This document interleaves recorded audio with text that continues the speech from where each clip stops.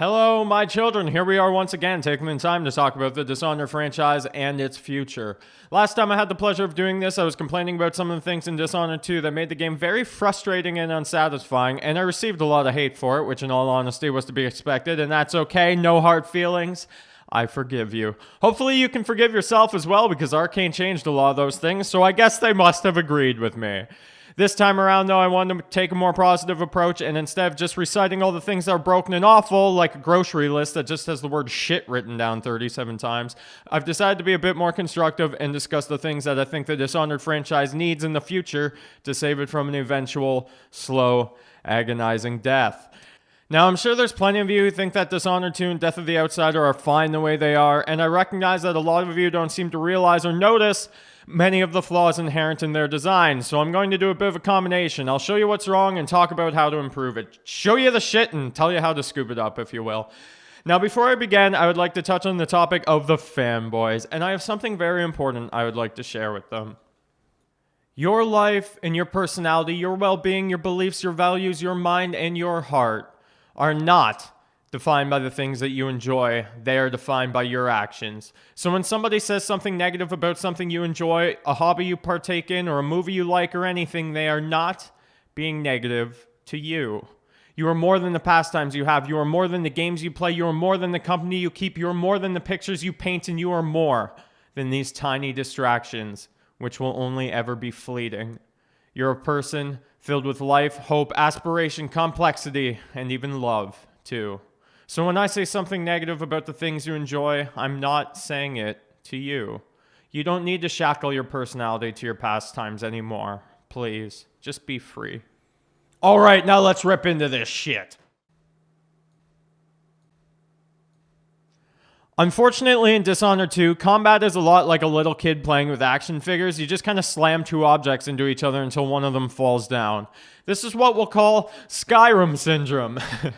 Now, the problem with that is that open combat really just comes down to mashing out left click and doesn't really involve anything more complicated than that. So when you get into combat, you just better hammer on that left click and hope the assholes in front of you die before you do. Now, if you're kind of crazy, you might block at the proper time and parry someone for an instant kill. Or if someone is super fucking crazy, they might put a spring razor down and blink away. Holy shit, I'm on the edge of my fucking seat. People will argue that there's a whole bunch of gadgets and a bunch of different weapons and all that shit, but they all behave the exact same, so I don't know how much difference it really makes to add the 8th bolt type.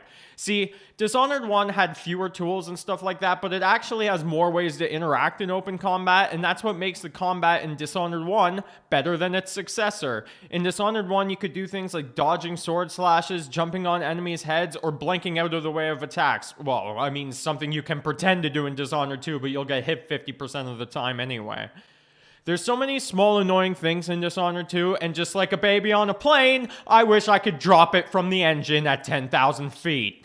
But things like intentionally misleading attack animations, which really piss me off, because you're inclined to believe the information being presented is true, just for the game to throw you a fucking curveball. Inconsistent damage, getting hit through a block, more on that later though, and just how unclear it can be when the game switches to open combat. Whether the game thinks you're in open combat or not is really important, because I've noticed that once the game decides that you are in fact in open combat, which isn't even sensible sometimes by the way, you're no longer able to assassinate someone. It's for this reason that sometimes even when you go to assassinate someone, you just stand there swatting at their back and end up fucking everything up. This actually happens in my Death of the Outsider video, where I have to use the sword charge slash attack thing to knock the one enemy down. Originally, my plan was to run in, assassinate the one person, displace behind me, and assassinate the next one, but because the person saw me slide in, it sets me to open combat and the option to assassinate no longer existed. So even though it seems clear as day that that should be an option, it isn't, due to how the game handles open combat. Sometimes enemy actions are strange too, like the elite guards always using their pistol even in close range, which is even a problem in Dishonored 1, when really they should just have melee priority when you're right up in their face, and also that attack where they jump backwards and slash, which shouldn't even hit you according to the model, but does anyway because fuck you, that's why. Then there's things like blocking, taking control of your camera and centering it on the attacker, which is disorienting and feels chunkier than Campbell's soup. Then there's fully charged power attacks, not insta-killing people, which looks really fucking weird to stab a person square in their noodle and have them just shrug it off. So what can we do in Dishonored 3 about this shit? Well, getting a better engine would probably help with all the interactions, but besides that, I think we should at the very least bring back the kick from Dark Messiah of Might and Magic, which lets you, hilariously, send enemies flying into environmental hazards, and it really made combat a lot more fun and interesting. I mean, the mechanics are there already, so I don't know why we can't just have a dedicated boot to face button.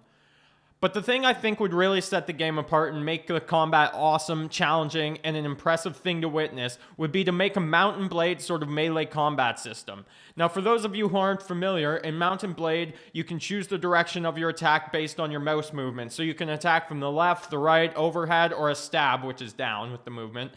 Now, this by itself isn't too interesting, but where it gets cool is that blocking also works with this directional system. Someone doesn't attack against you from their right, which swings left to right from your perspective. You have to block left or else it'll hit you.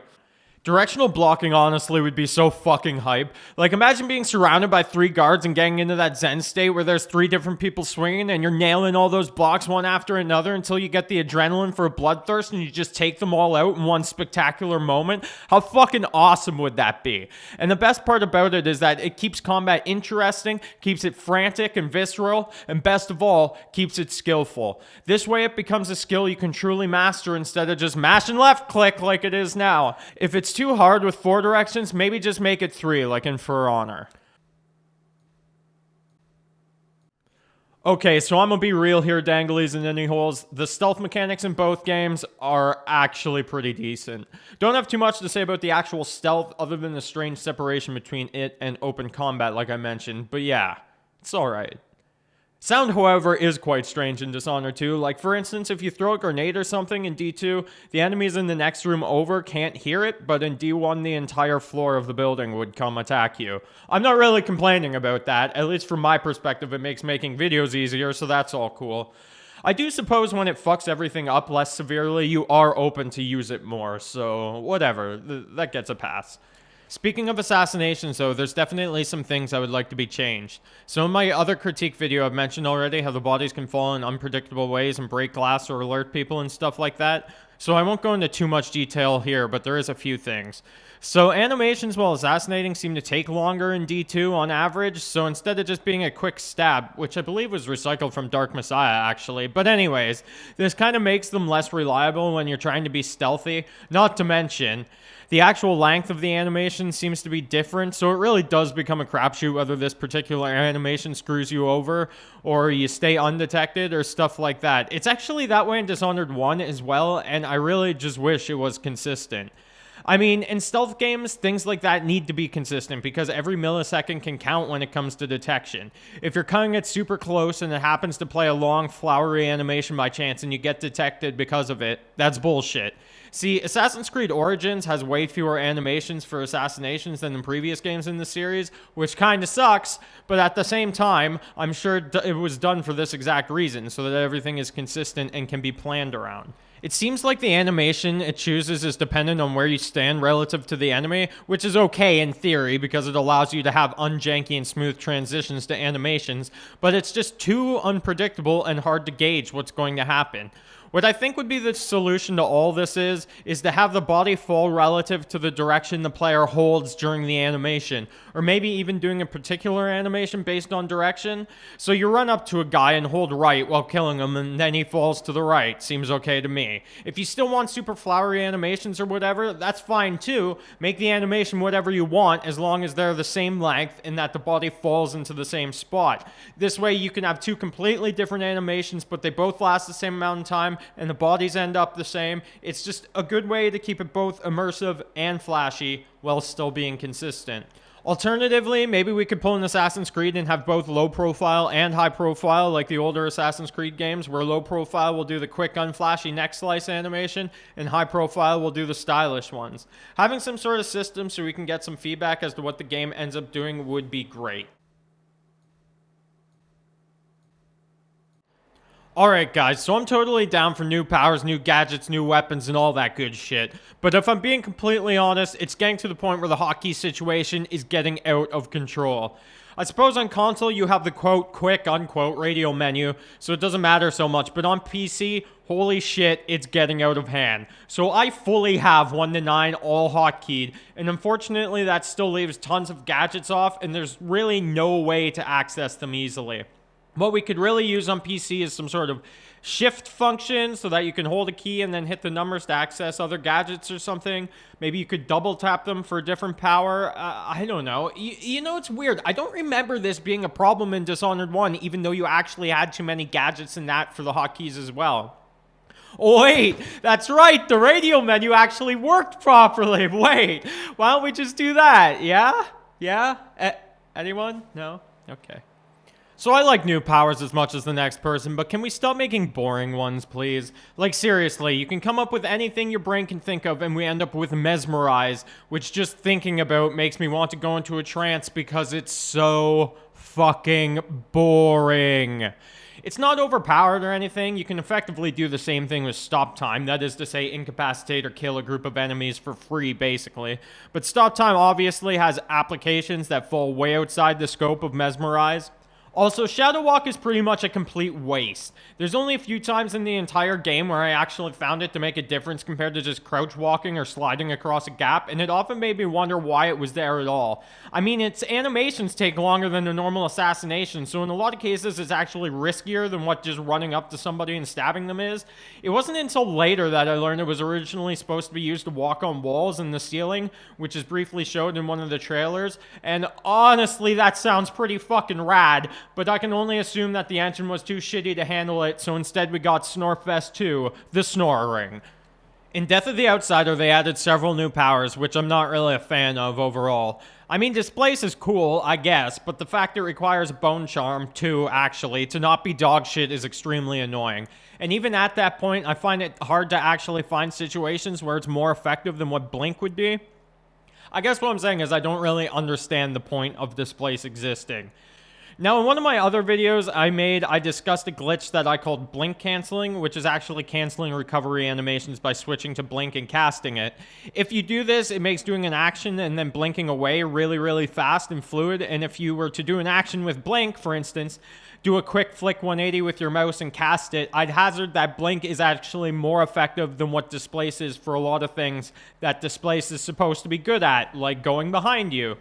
I guess what I'm saying is typically with Displace, you may be up on a ledge or something, set a marker up there, jump down and pickpocket a guy, and then use it to teleport back up. But I don't understand why this same process isn't possible with Blink. All you have to do is spin first. I suppose with an analog stick it would be kind of difficult, but yeah, it's an option. Now, the Bone Charm that lets you place 2 markers with Displace makes it interesting, theoretically, although you do kind of run into the same situation where you could do the same actions with Blink as well, but anyway. The problem with that, you see, is that the fucking Bone Charms are random. So if you want to specifically play with that Bone Charm, which is called Third Eye, if I recall, this means that because Death of the Outsider doesn't have a proper New Game Plus, you just have to restart the game over 500 times until it happens to spawn on the first level or whatever. I mean, how much shittier could it get, really? For video makers especially, it's fucking atrocious and basically makes Death of the Outsider unusable if you want to do anything uniquely creative with it.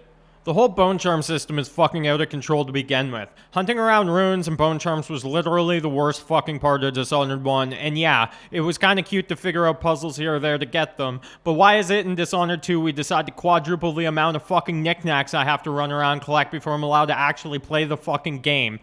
The first time I played Dishonored 2 and I used the heart at the Karnaca docks and I saw all the fucking markers on screen, I was just dumbfounded and silenced like, are you fucking serious? I need to collect all this shit? I guess the thing to do would just be to collect the Bone Charms you need and ignore the other ones, but oh wait, that's right! They're fucking random, so you know what that means? That means you're forced to collect them all anyway. I can't help but feel that all this shit really is just a way to artificially inflate the game's runtime. Like, seriously though, guys, reduce the fucking Bone Charms, please. If you still want there to be that many, can we at least pick up like 4 at a time or something? 85% of them are complete shit and not even practical, so I think there's room to slim it down a bit. So back to powers for a sec. In Death of the Outsider, you get that Farsight power or whatever that stops time and allows you to place a displace marker while it's stopped. In theory, that's kind of cool, I guess. I suppose if you were in combat or something, you could place a marker and displace behind someone, which you don't actually need to do with the Bone Charm that makes displace instant cast because it lets you dodge in the direction you hold the movement key when you cast it. Another reason why displace is unusable without that Bone Charm, and it should have been that way in the first place. But anyway, the problem with just teleporting behind someone is, like I mentioned before, you're still in open combat, so you can't assassinate the person and it doesn't really do that much. But what actually ties my dick in a knot is that when you're in Farsight, you're allowed to place displace markers through bars and other small spaces and shit like that. And that perplexes me because, like, why can't displace just do this normally? It would actually make displace more unique if it was like that, and it would be less clunky and sleeker too. To me, I just don't understand the point, because all it really does is add an extra step that doesn't need to be there at all. Like, why go into Farsight to place a marker to displace through a bar when I should just be able to displace through a bar in the fucking first place? I mean, I guess it's like that so the devs can throw in some puzzles, big air quotes on that one, but there's like a million ways to make puzzles with the mechanics in the game, and I'd rather have the power be more fucking fluid. Speaking of fluidity, actually, I've had a friend of mine tell me sometimes displace or blink or different powers cause motion sickness for her. I've never experienced it myself, but I can only assume those few frames where you actually see yourself jump forward would mess with some people. Maybe a faster animation or instant teleport. Like, displace is fairly instant, so I don't exactly know where the problem lies.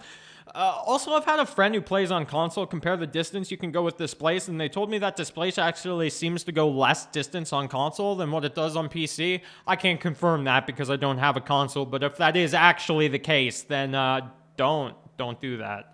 Now, to be fair, there are some changes that I like in Dishonored 2. I think the increase in the amount of time stop time is active, and being able to hold it to make it work like slow time is fucking awesome. And changes like that always feel good, man. I appreciate it.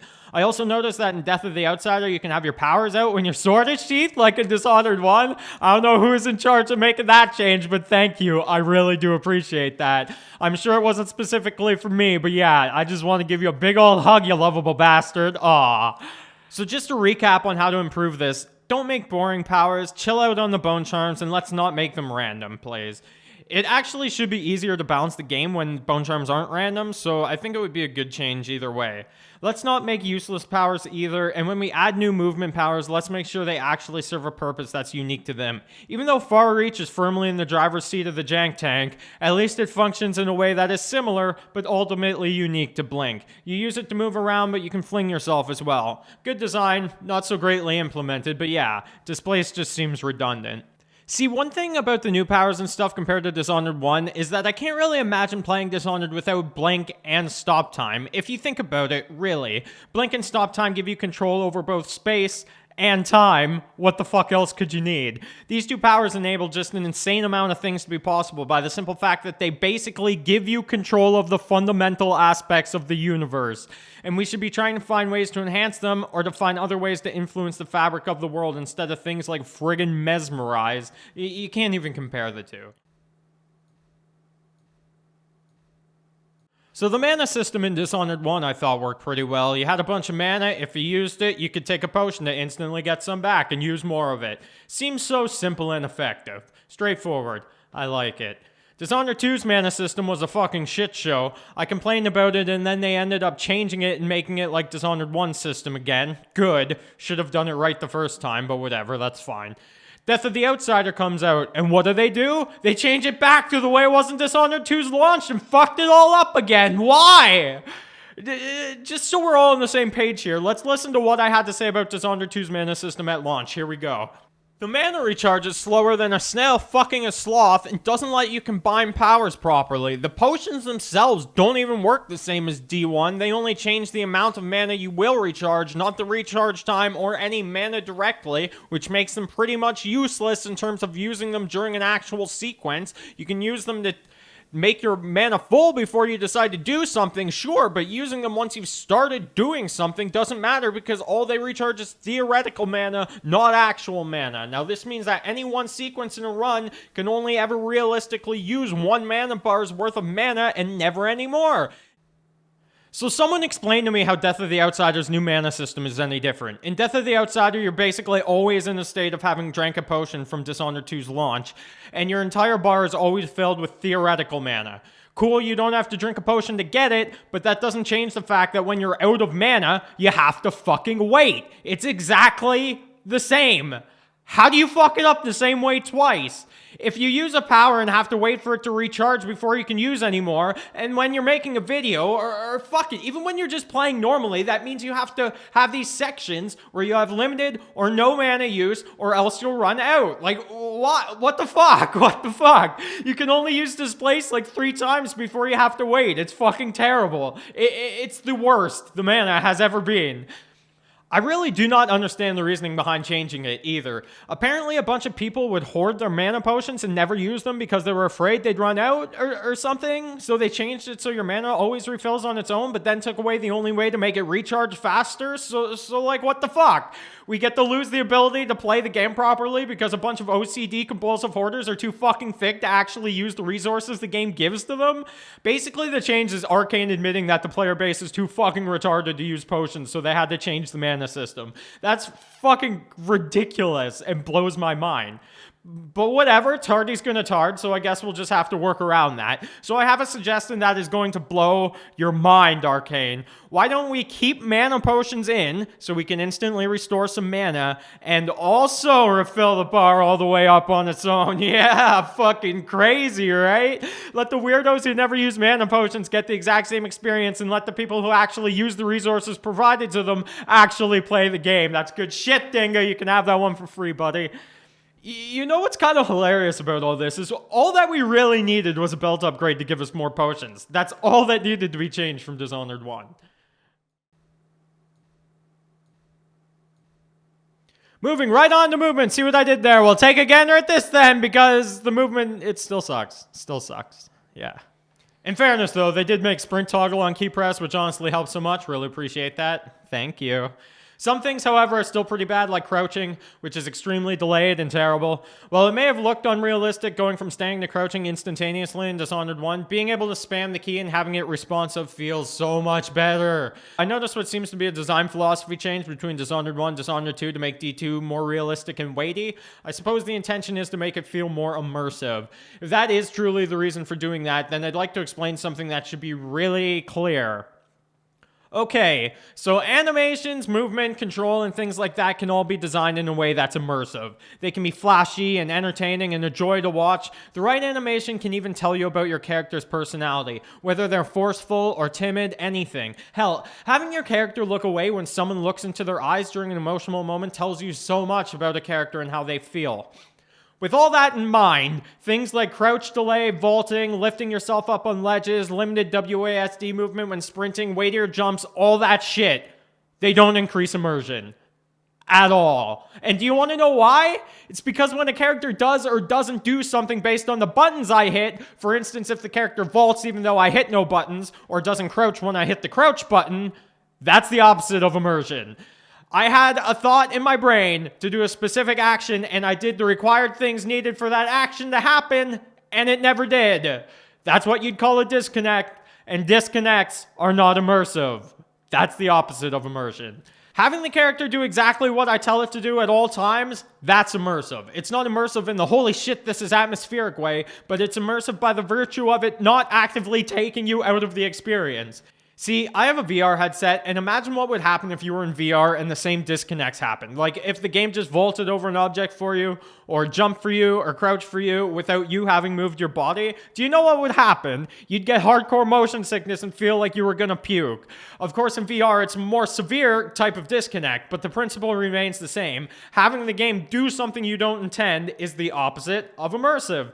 If you've never been in VR, my example is a little hard to grasp, then if you've ever played Assassin's Creed and been free running and feeling fucking awesome and so smooth, just to have the game jump somewhere you didn't want and it felt like you just fucking got a brick wall to the face, that's your disconnect, and that's not immersive. Otherwise, there's things like sliding feeling chunky compared to Dishonored 1. In Death of the Outsider, you actually have to have momentum to activate it, which is another sort of disconnect moment. Like, I understand from, like, a physics perspective, it makes sense, but, like, I hit the buttons, man. Come on. The jumping, like I said, has a strange weight to it. I'm pretty sure this was present in the Knife of Dunwall as well. It just wasn't quite as shitty. Sometimes holding jump while climbing an object will let you jump as soon as you're done climbing, and other times it just doesn't do anything and you have to hit the button again. Also, when you're climbing, the game takes control and centers the camera, which I fucking hate! Just leave my mouse alone, you bastards! Furthermore, while sprinting, you have a lot less control over your movement with WASD than what you had in Dishonored 1, so you're forced to turn with the mouse, which always feels like shit. It's like that way in fucking Battlefield 2. Please, guys, no. And I realized it looked retarded, but being able to jump on people's heads was just another option that got removed, and everything just feels so gutted, man. I guess to sum it up, there's a war between immersion and usability. And of course, there's going to be some sort of balance to strike within the modern game design age. I would say that usability should trump it every time, but I understand the need to have things fluid and flashy and stuff like that. At the very least, guys, make sure the things that are supposed to be immersive actually are, that they agree with the player's inputs and don't disconnect us and do the very opposite of what they're supposed to do. So the design in Dishonored 1 allowed for pods of enemies all over the place. So you'd have like a group of 2 guys over here, a group of 3 guys over there, whatever. This was really nice from both a regular player perspective and a video maker perspective because it gives you a bunch of small, fun engagements, and they were kind of like a murderous blood-soaked connect the dots and organically led the player where they had to go. This is good design because it helps take the player to where they need to end up without expressly having to explain anything to them or put down signs or anything like that. And it's very cool from a powers perspective as well because it gives you all the cool opportunities to deal with the individual pods. Dishonored 2 does also try to do this, but it seems like it only happens where there's wider open areas, which is something Dishonored 1 had tons of. There's some interiors here and there, but the problem with Dishonored 2 is that so much of the game takes place inside multi-floor buildings in rooms that are super cramped, oddly shaped, and just a chore to get around in. Dishonored works best in open areas. I'm sorry, but it does. It separates itself from Thief and Dark Messiah because of its powers, and the powers lend themselves to open areas much better. Not only that, but the interiors in Dishonored 1 were wider as well, had things hanging from the ceiling to jump on, and a whole bunch of other things to make them as open as possible for being an interior. It's not like in Dishonored 2 where you find yourself in like an L-shaped hallway or a fucking V-shaped room. I hate this room! Dishonored 2's design also has a problem of being only interesting once and then becoming annoying. Like the Clockwork Mansion, which is one of the worst design levels in the history of video games. Come at me, haters!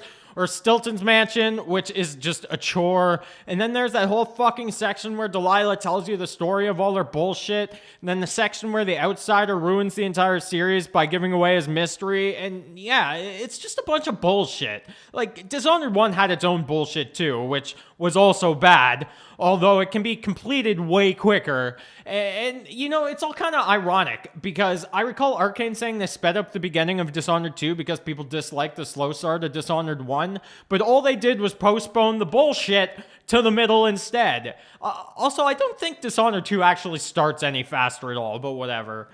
There seems to be a lot of filler quests in Dishonored 2. Well, calling them quests is a bit generous, actually. I'd say there's a lot of arbitrary tasks. These tasks don't really have a lot of context and don't mean much. Dishonored 1 had those Slackjaw Granny Rags quests, but they actually had a subplot and changed the outcome of how the game ends. That means that they had a pretty clear purpose for being there and makes sense within the context of the game. It's the worst in Death of the Outsider, where you really are just getting meaningless tasks, like a side quest in an open world game. In fact, the quests in Death of the Outsider make me nervous for the future of Dishonored, as I have a sneaking suspicion that the next game is going to be open world. I wouldn't necessarily say that would make it shittier, but it's very difficult to pull off well, and I don't know, man. I don't know. One thing that boils my balls in Dishonored 2, though, is that it treats you like a fucking dog. The level design is like, go to the basement and find the locked door, be told to go to the top floor, get the key, go back down to the basement, open the door, be told to go back to the top floor, get something else, and then you end up back in the fucking basement. It's fucking bullshit. Fuck you, Dishonored 2. I'm not playing your stupid bullshit game. I'm not your fucking dog. You know what's funny about that too, actually? I can only assume it's designed like this to burn off more runtime and make the game seem longer. Like, the first time I played through Dishonored 2, it took me quite a while, definitely longer than Dishonored 1. So why is it that when I know exactly where to go, I can blow through the missions in Dishonored 2 way fucking faster than Dishonored 1? Like, I can only hazard a guess and say that the levels in Dishonored 1 are filled with actual content, that's why they take longer, and all the bullshit in Dishonored 2 is just useless filler, and once you already know where to go, you can fucking blow through the level in a couple of minutes. Playing the two games now, I can beat Dishonored 2 way faster than Dishonored 1. Just as a small example to highlight some strange level design, in Death of the Outsider you get to this room with the double arc pylon and you're supposed to go shut off some fucking thing or crouch behind the things or some shit. I don't fucking know, but no, fuck no, let me show you how to get through this for real.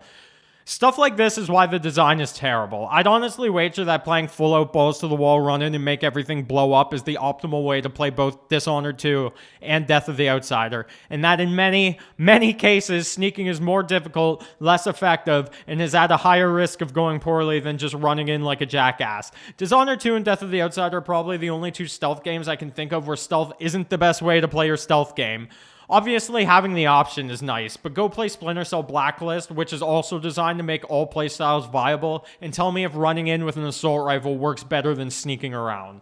So let's open up the play areas, let's get wider spaces, not cramped inside buildings, let's get good pods of enemies, not spread out, and design that rewards you for playing smart. Let's get a reduction in backtracking, and let's make sure the quests and our goals actually have context. A focus on replayability instead of spectacle is welcome as well.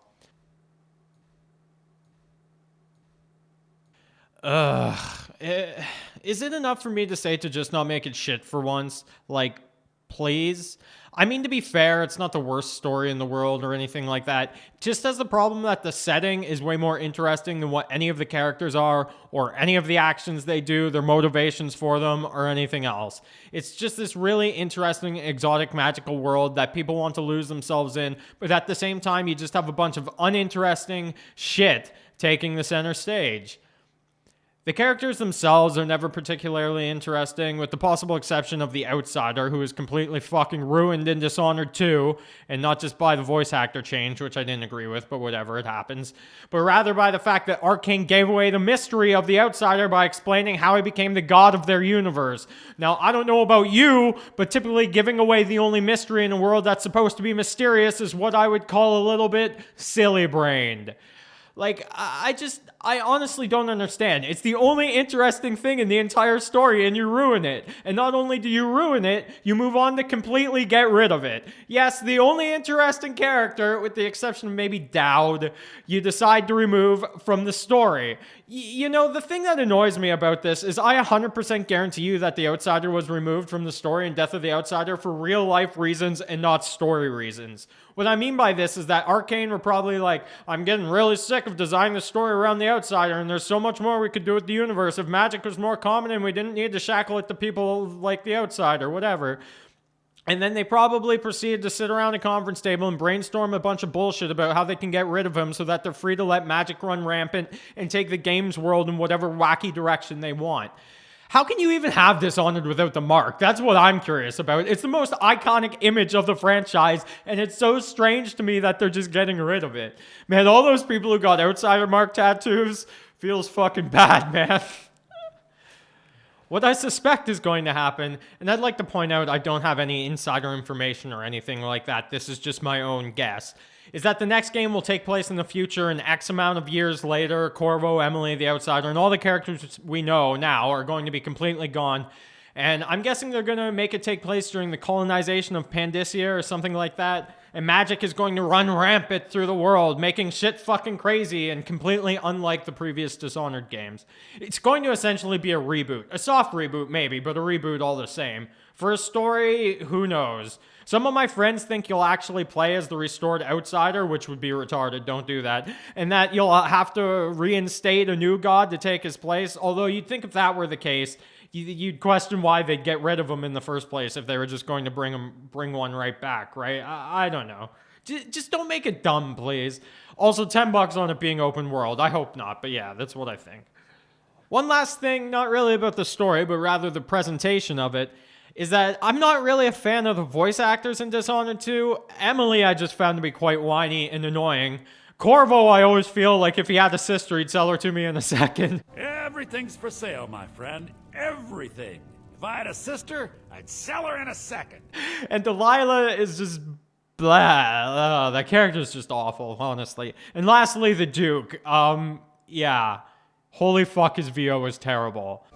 This is more exciting than any orgy I've ever attended.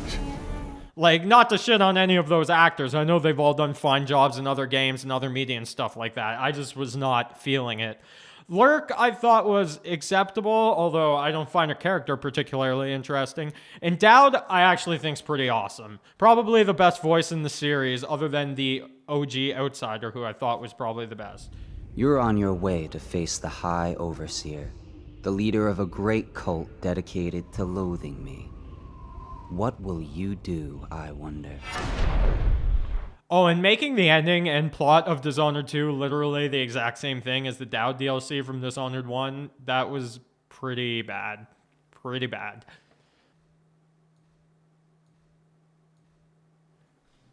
This is just going to be a quick short section here because I don't have too much to say that I haven't said already, but the UI menus are still slow as all hell and annoy the crap out of me. I hate submenus. I hate submenus so much. But the real problem is that goddamn radio menu is still trash. So after I complained, Arcane actually patched that menu and improved its usability by a bit, which is great and I appreciate. But unfortunately, it's still too fucking slow and you can't just do quick flicks of the wrist to select something because the animation still takes too long for the menu to appear. So what happens is that you hit the button and flick your wrist to get the item, but the menu is still in the middle of playing its flowery animation and it doesn't actually open before you let go of the button and then nothing happens. I'm sure a bunch of you will be like, why don't you just hold the button longer, brr? And yeah, I could hold the button longer, but the point is that it shouldn't fucking be like that in the first place, and it should operate as fast as what the player can. Why make something less responsive than it could be? It just doesn't make any fucking sense to me. Just make stuff more responsive. There's really no reason to have something as simple as a menu not be responsive to the players. So yeah, speed her up.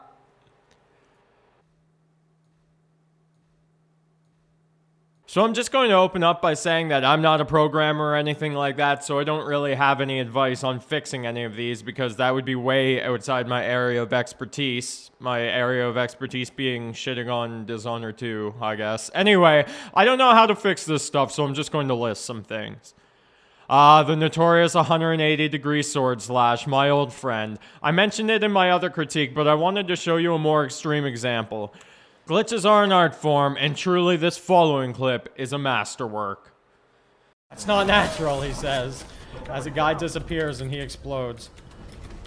Famous last words, I guess. What is going on here? You know, I tried to do that early, and I tried to do it late, and what is that? What the fuck? Shit, okay, shit like that. That's fucking Dishonored 2, man. Guy's in a completely different direction from me, swings away from me, insta-kills me. That's why the hitboxes are so fucked in this game, man. Like, that right there is why Dishonored 2 is shit. Parfait, delectable. But what happened to make this epitome of art possible? Well, I think I may have figured it out, but we'll get to that in a little bit. Another one of my favorite works, entitled The Handheld Sun, mixes with the earth.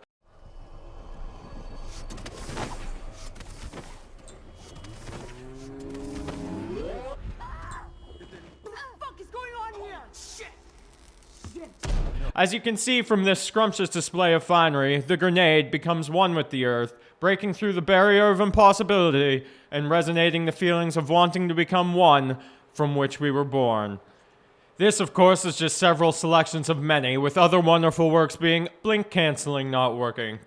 You can do something right immediately after, like that, which is what is animation canceling, is what I call it. Now, this is something that should be consistent, but for some reason it's not. Like, there it worked,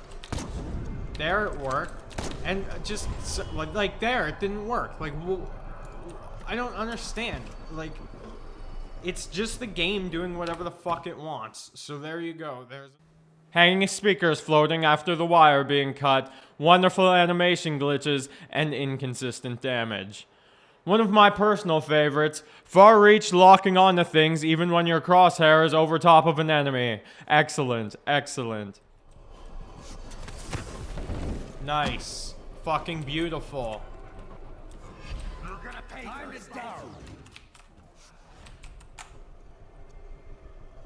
Like, I try to figure out how this system works.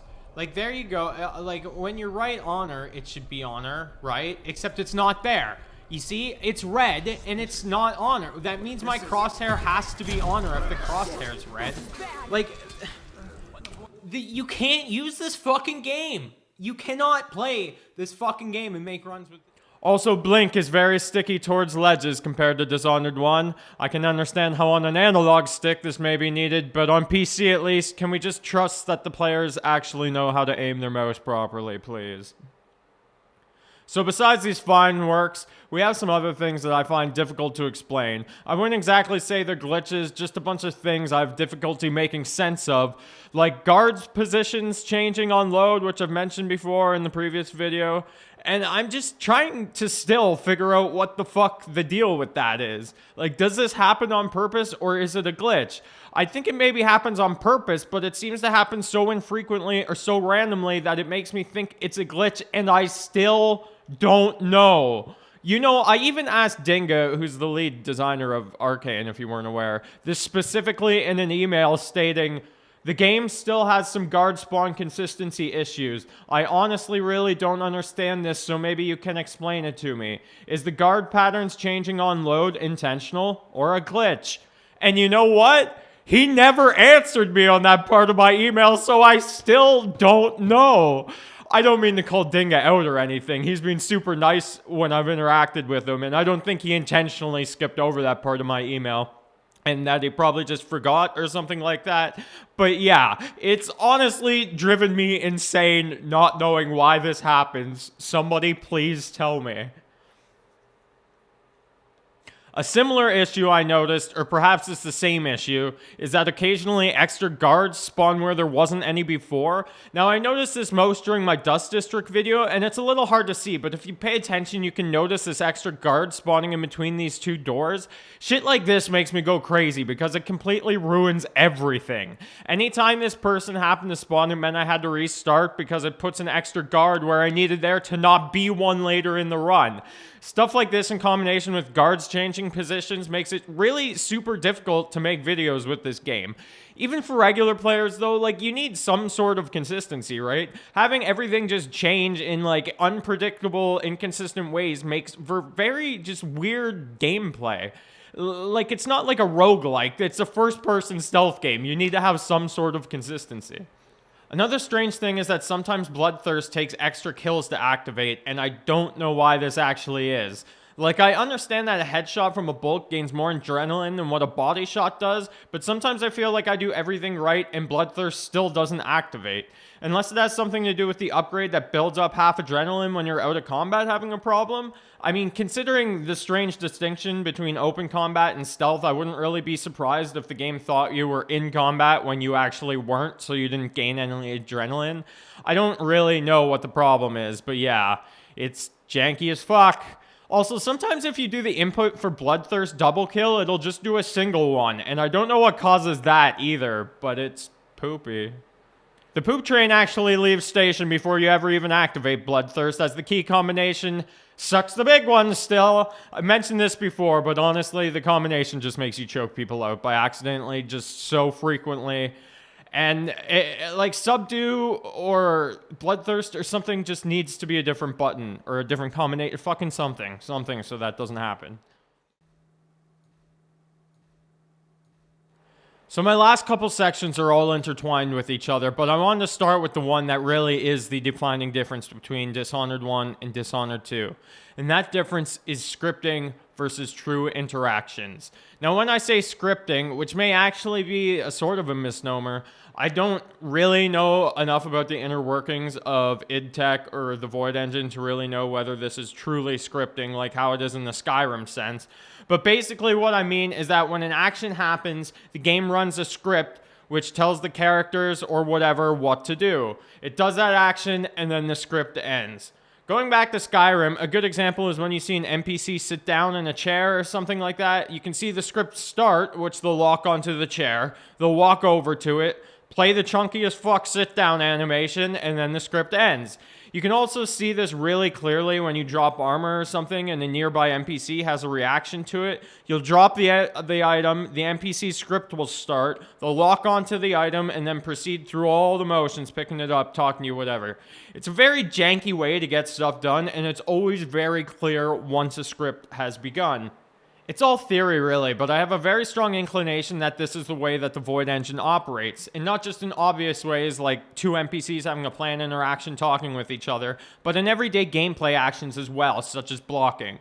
In most action games, or indeed games in general, you have what I'll refer to as true interaction. The things in the world are actual objects that can interact with each other on the fly. Like when you attack someone in a fighting game, your punch will have a hitbox, the enemy's body has a hurt box, and if those two things happen to interact with each other, the game understands that and an action takes place, which in the case of this example would be the enemy gets hit.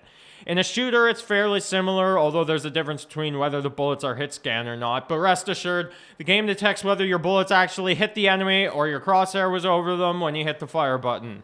Dishonored 2, though, in the Void engine seems to throw this interaction out the window and instead makes every action in the game a script. Once a script is started, it's very difficult to interrupt them once they've begun, as you kind of need to either send some instructions to stop the script or start a different script or something like that. You can notice this both in Skyrim and Dishonored 2. If you hurt someone when they're in the middle of a script, they may not react to it right away, sometimes fully finishing the script before the action takes place. Like in Dishonored 1, you can pretty much block on the last few frames before you get hit. This would never work in Dishonored 2.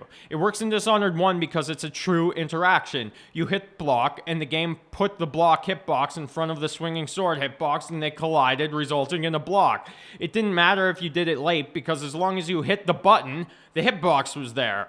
That doesn't work in Dishonored 2 because both the enemy's attack and your block are both scripts, and if they don't line up perfectly, then you don't get the block. It's why you can't block late in Dishonored 2, or else the attack goes through and hits you anyway. It's like there's this small window where the scripts have to line up perfectly, and if they don't, your actions just never register.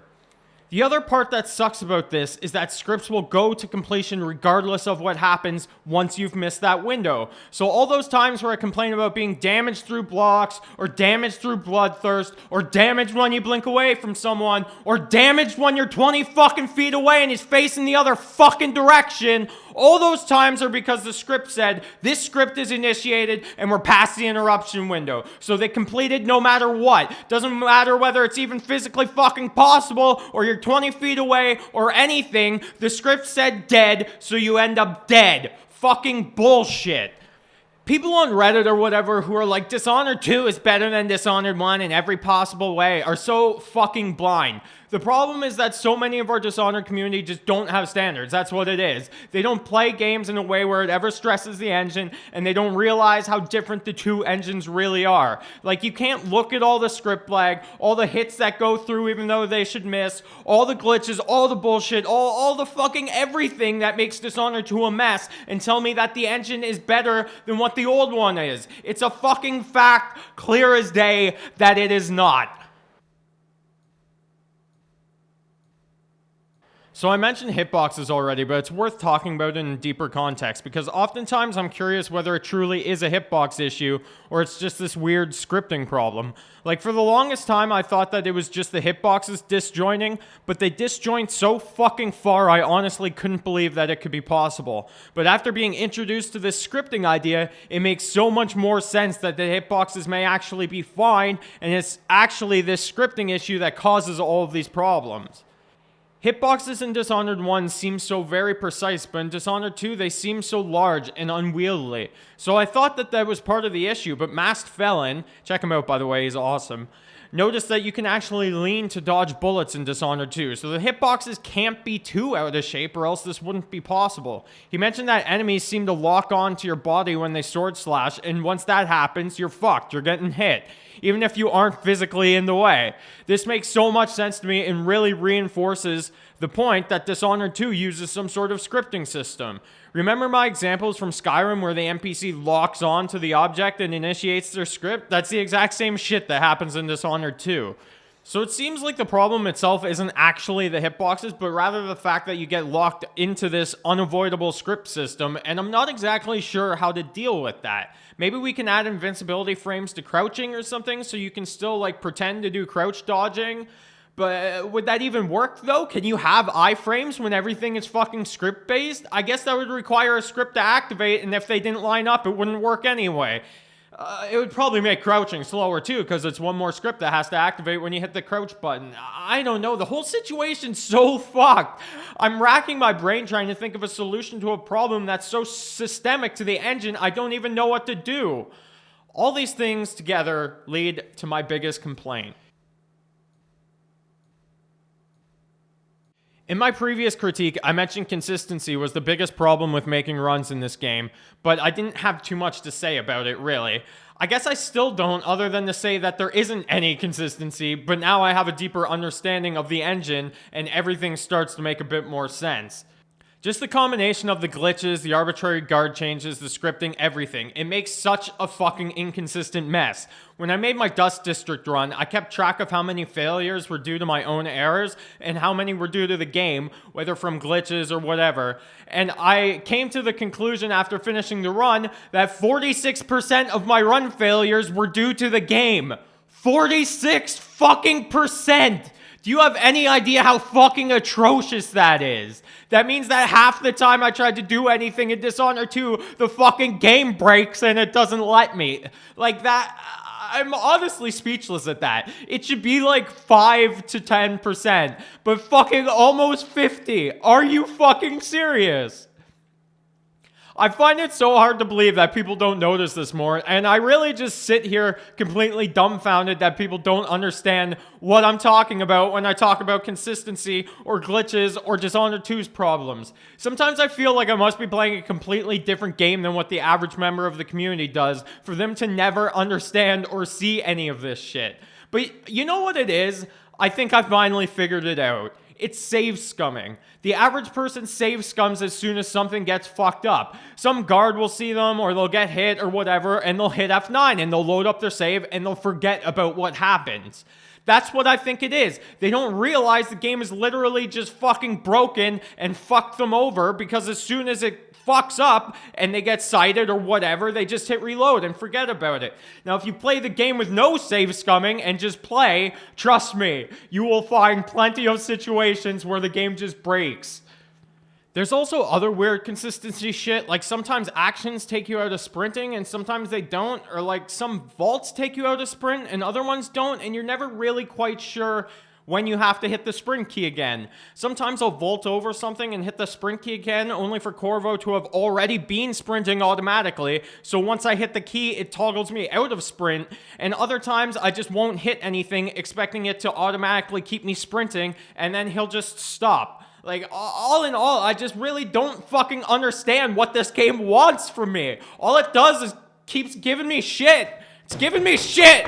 You want some shit? Shit. No, fuck off, you bastard.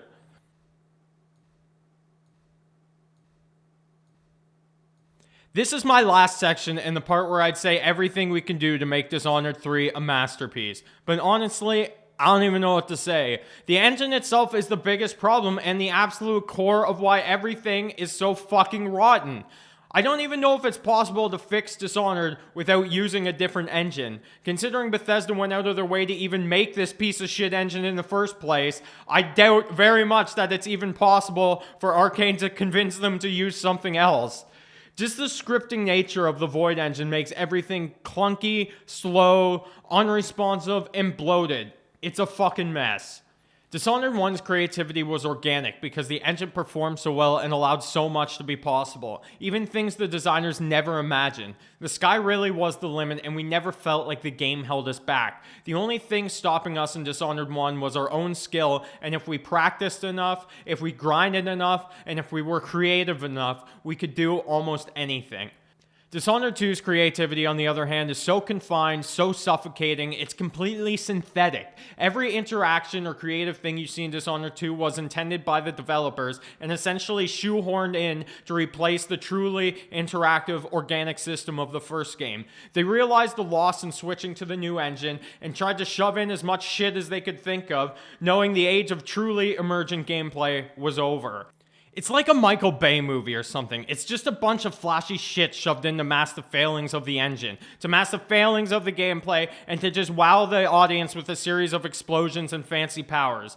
Watching a Dishonored 2 run is like watching a series of magic spells being cast. The solid foundational gameplay just isn't there, and it turns into flashy spell after flashy spell. In Dishonored 1, the core gameplay was so good, so skillful, that you could combine combat with spells with the environment and do anything your mind could think of.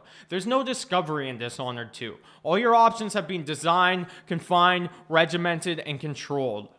All those things are kind of meta, I guess, but that doesn't even begin to start to touch on the one-for-one things, like the performance being so bad, the mouse being tied to the frame rate still, even if it is less noticeable, the frame pacing still making the game look like shit and chunky, even at high FPS, delay in mouse input, all the fucking glitches, the unpredictable AI, everything.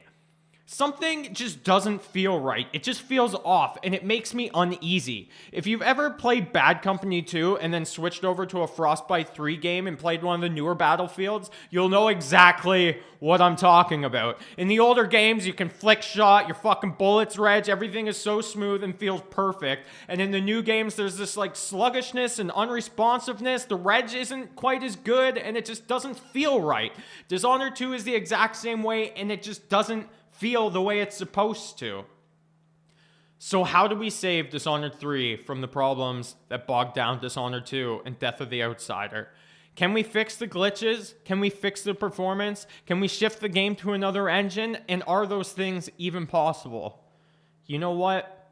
I don't know. But the best shot we have at improving the future of Dishonored and making Dishonored 3 the best game it can be is to tell Bethesda, tell Arcane about the game's problems, and to share ways with them how to improve it. We're all fans of the series, we're all excited for it and its future. We spent hours and hours playing these games, experiencing joy, discovery, creativity, and fun. We're fans. And I'm a fan too, despite what some of you may think. I want the best for the future of Dishonored, not just for me or the other skillers, but for all players. But when we fanboy Bethesda, when we fanboy Arcane against all negativity and reason, we do a disservice to Arcane, a disservice to Dishonored, and worst of all, a disservice to ourselves. So please, let's come together and help make Dishonored 3 the best fucking game it can be.